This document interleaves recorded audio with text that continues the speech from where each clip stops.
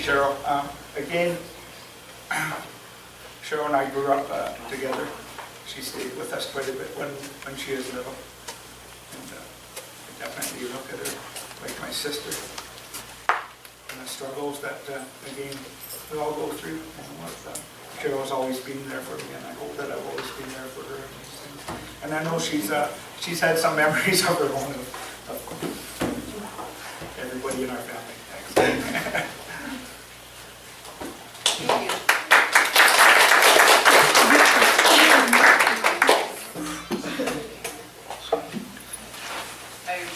I'm going to...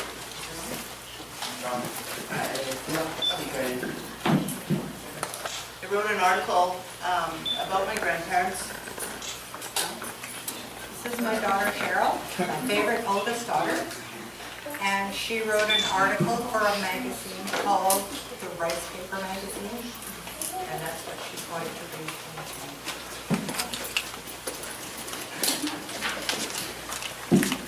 Okay.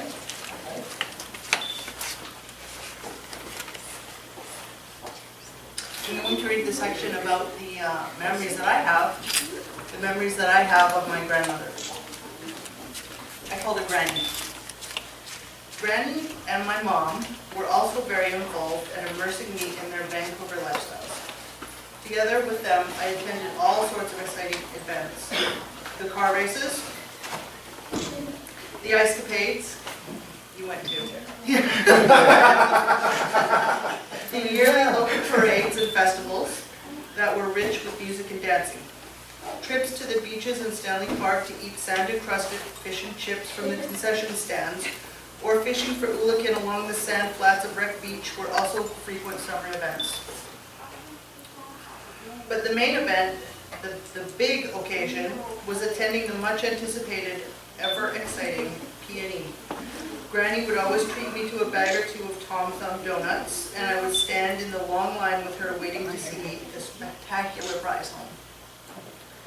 She taught me that to increase the chances of winning, it was best to place each of your 20 tickets in separate raffle draw boxes that were to be found dispersed throughout the fairgrounds. I'd carefully fold each one of her tickets into different and interesting shapes in the hopes that the person drawing the prize winning ticket would select the one I had shaped into a paper heart or the one I had ruffled to look like a fan. Unfortunately, these carefully executed schemes never did win us that brand new house or car. And every Saturday night, a party. I was not always allowed to attend these parties at my granny's house, but when I did get to go, I'd be wearing a new dress, patent leather Mary Janes, and occasionally even white gloves. The guests would include our family, of course, but there would always be such an assortment of friends and neighbors filling the small house. The music thrumming from the record player would include songs like Wooly Bully, Jailhouse Rock, and A Boy Named Sue.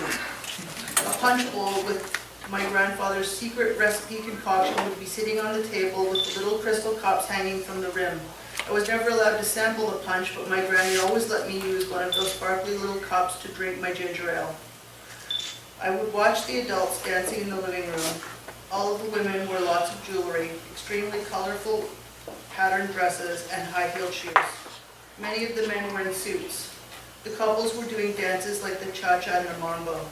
It was at these parties that my grandfather taught me to jive. Aside from these parties, our whole extended family would frequently meet to have dinner together. Of course, the yearly occasions of Easter, Thanksgiving, and Christmas involved turkey and the usual trimmings. My granny and mom would take turns hosting.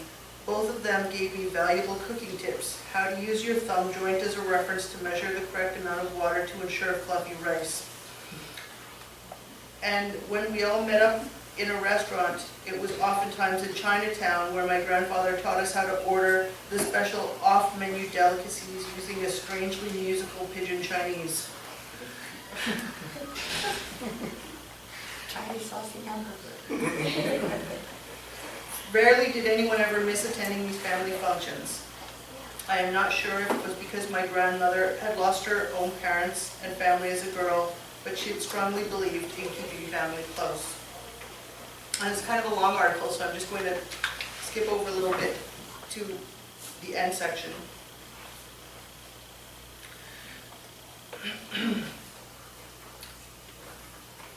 The fact that my grandparents were loving, involved, and deeply family-oriented is the legacy that they left us.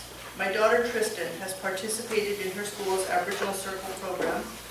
She has been to the family dinners we continue to have at the same restaurant in Chinatown. But still, the culture that I think is becoming entrenched in her is not that she's part Aboriginal or Chinese or Scottish. It's that she's part of a loving family, as well as a Vancouverite. I'm simply trying to teach her with our day-to-day living what I learned. And although I lost both grandparents quite a while ago, not a day passes that I don't think of them. Or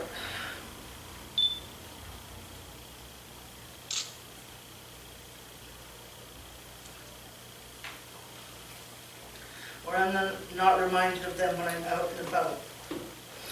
I hear my own voice telling my daughter the same thing about Wally's chuck wagon burger that my grandfather told me. Burgers simply don't get any better than this. I have shown her how to fold Peony Prize home tickets into interesting shapes and distribute them throughout all the different raffle draw boxes, and she is usually carrying a bag of Tom Thumb donuts. At 8 years old, although now she's 10, but at 8 years old, my girl is already experiencing the wide variety of life in Vancouver that is open to her. She studies karate, she loves Greek cuisine, she recognizes when graffiti is written in Hindi, although she can't quite read it yet. She requests sandy beach fish and chips in the summer and walks through the Van Dusen garden light displays at Christmas. This year she got to ride in the convertible beside her grandma as we celebrated at the New Westminster Hayak Festival Parade. Both of them, as representatives of the Kikai First Nation, were wearing eagle feathers in their hair, and my mom was beaming as she waved at us with her granddaughter beside her. Although this year I rode in the car too, I wasn't going to walk this year. Although culture is taught to Tristan in her social studies lessons at school, she has the impression that culture describes life in different countries. Her own culture, she has told me the other day, is all mixed up, so she should just concentrate on being a kid, and she's absolutely right about that. And this is my favorite picture of my grandmother. I just wanted you to see her.